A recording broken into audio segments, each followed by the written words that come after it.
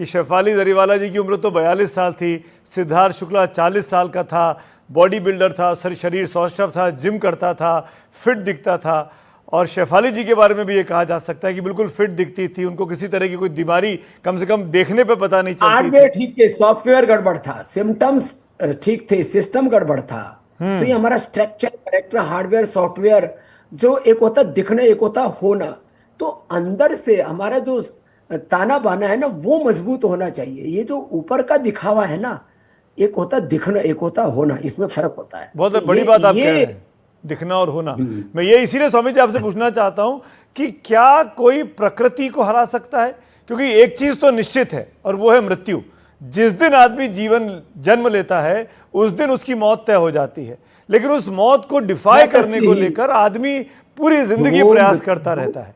और ध्रुवम जन्म अंत में स्वामी जी, बस मैं कंप्लीट कर लूं, अंत में वो आप सुंदर बने रहने के लिए, जैसा आपने कहा, बूढ़ा ना दिखे, जवान दिखे, बाल सफेद ना हो, चश्मा ना लगे, ये तमाम तिकड़ा में करता रहता है। क्या आप प्रकृति से लड़ सकते हैं?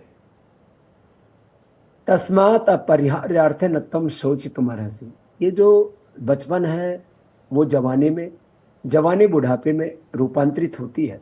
लेकिन ये बुढ़ापा कम वक्त ऐसा है, ये आपको लेकर के ही जाता है। ये जीवन का जो परिवर्तनशील चक्र है ना, इसको आप स्लो डाउन कर सकते हैं, ये बात सही है।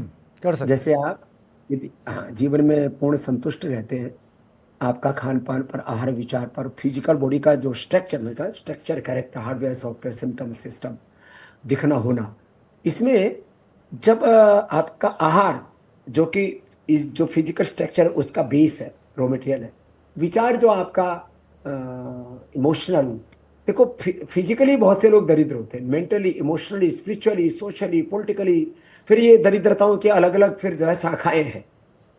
जैसे आजकल ये जो कोई किसी को चुटिया काटने में लगा है, कोई किसी को जलाने में लगा है, कोई किसी को मारने में लगा है, कोई किसी के साथ रेप करने में लगा है।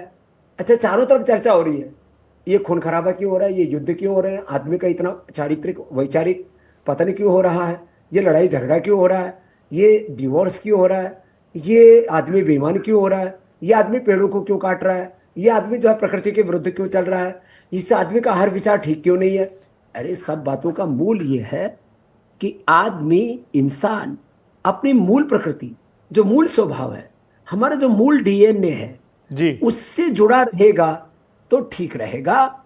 और मनुष्य की सहज आयु भी, ये मैं बड़ी बात कह रहा हूं सुमित जी, जरा गौर से सुनिए।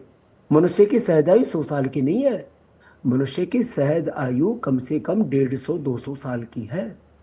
अब उसमें हमने इतना बोझ लाद लिया अपने दिमाग पर, अपने दिल पर, अपने घुटनों पर, अपने लीवर पर। जो आदमी को 100 साल में खाना चाहिए वो 25 साल में खा पी के बराबर कर देता है।